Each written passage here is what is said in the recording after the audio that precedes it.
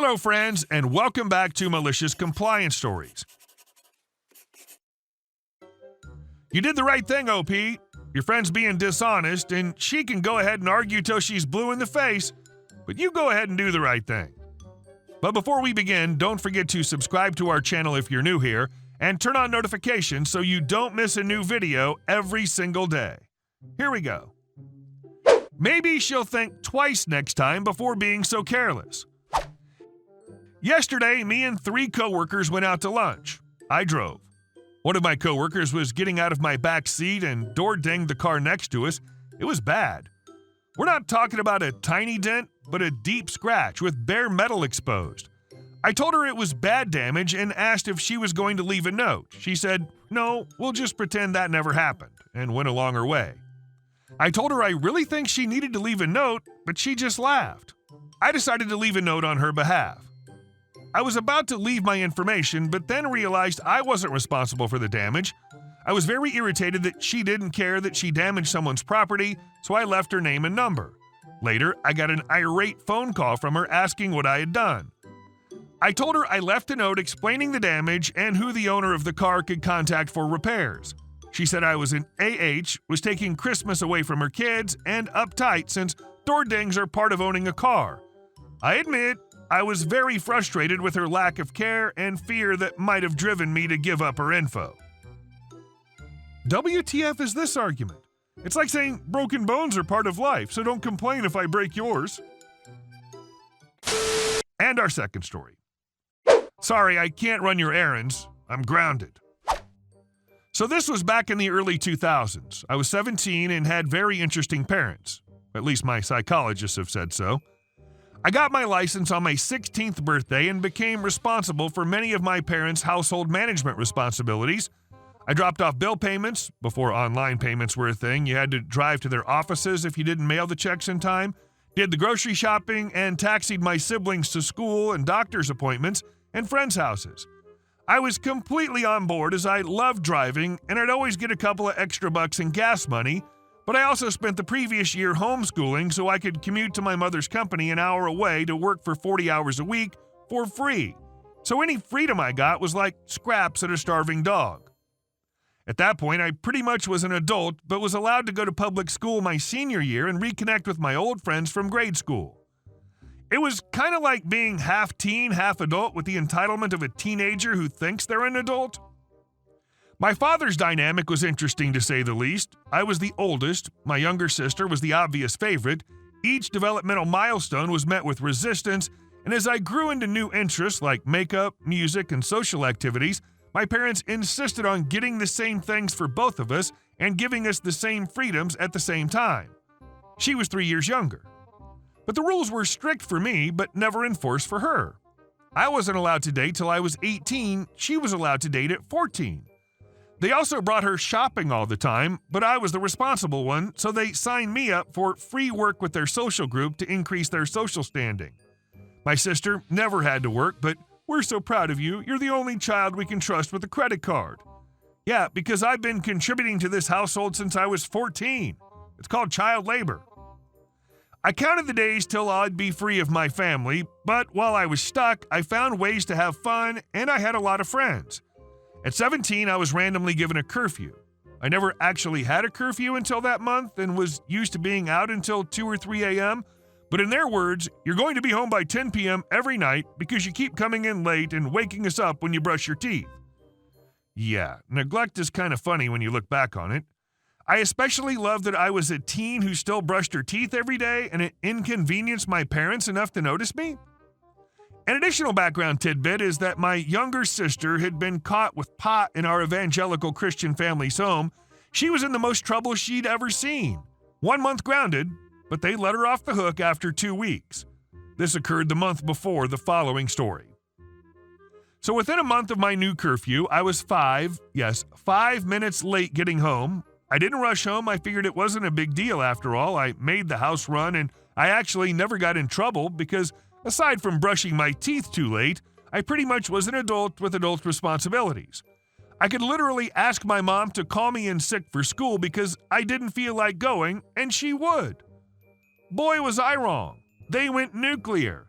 I was screamed at for an hour and grounded for 2 weeks from the car.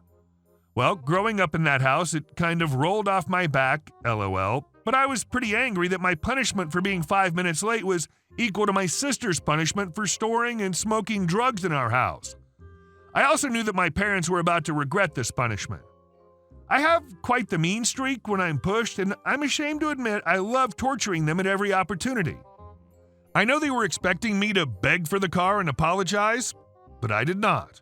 I knew exactly what was coming and how little they thought this one through.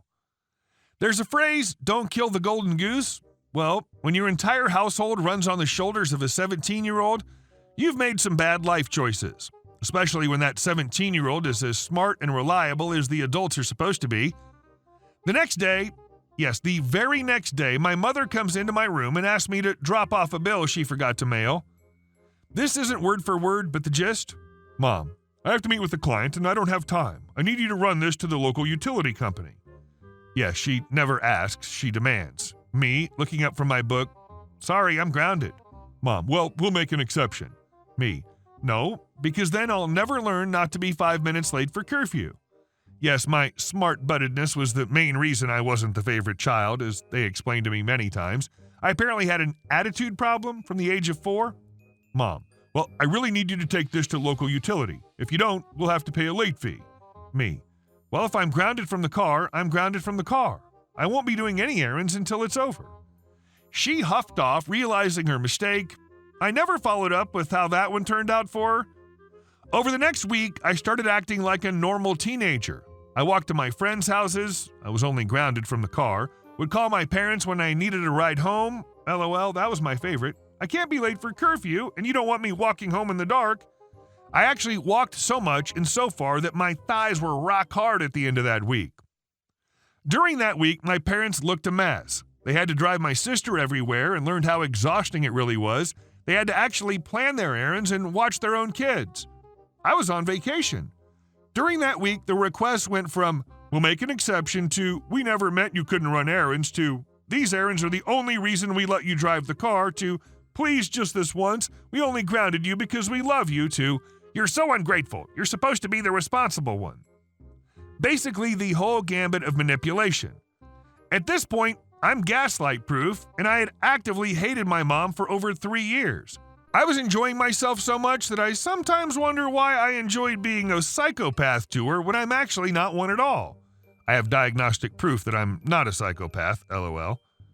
By the end of the first week, I was called out to have a talk with them. My mother was the tougher of the two. My dad was pretty cool, but always sided with her. Mom, we've decided you've learned your lesson. We're letting you off your punishment early, but you have to start running your errands again and driving your siblings. Me, no, I'm good with the current system.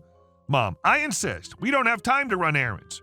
Me, smiling because finally, well, maybe you should have thought about that before you took away my car. Mom, well, if you don't run the errands, you can't have the car back. Me, fine with me. I walked out of the room like a proud peacock. After the 2 weeks were up, they assumed I'd be back to normal. Nope, I basically told them that I'd rather walk as the number of responsibilities far outweighed the benefits of driving. They were not happy, but what could they really do? They lasted 1 more week. I went carless for a total of 3 weeks. Finally, my mom broke down and did the unthinkable. She begged. Well, the words were begging, the tone was sucking up, but I truly enjoyed it. It took all my energy not to beam with self-pride. Now, my mother was a saleswoman. She had been inadvertently training me for years. In that moment, I opened negotiations. In the end, I got an extra $10 a week in gas money on top of the $3 here or there for unscheduled errands. I still had the curfew, but I got a few minutes grace period from then on. They never even dared to threaten to take my car or license away again. But the cherry on top, my sister's personal taxi service was closed. Apparently, she treated them the same way she treated me during her frequent and unnecessary rides, and from then on, she had to be nice if she wanted a ride.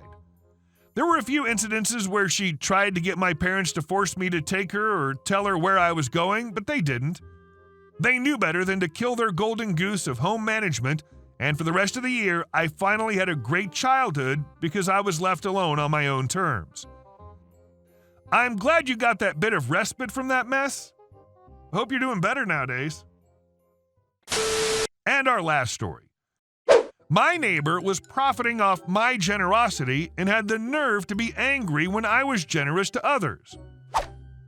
I have 7 different avocado trees, 3 mango trees, 4 types of peach trees, mulberry, pomegranate, lemon, orange, guava, grenadilla, and apricot trees in my yard.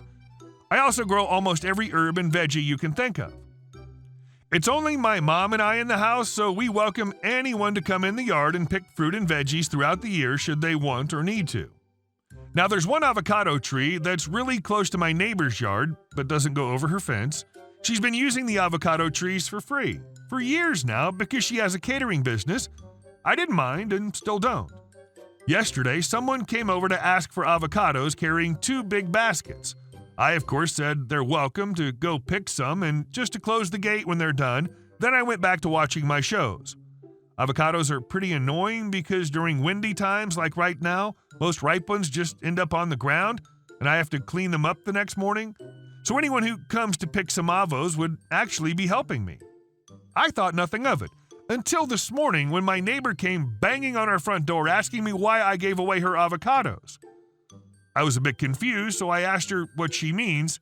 She then said she's an avocado supplier for a restaurant a few kilometers away, but I ruined it by giving the owner's daughter baskets of avocados, and I ruined her business because now the lady said she'd just come over here to ask for avocados, and she would even offer my mom and I money, which we wouldn't accept because my grandma raised my mom and I to never sell free things that are needed in the community. She blew off at my mom and then said we really are the witches everyone thinks we are, all because my late grandma was a herbalist and most people try to grow trees, plants, and veggies in our area but never succeed, but it's no problem for us. Hey guys, thank you all for watching the video. I'll see you in the next one.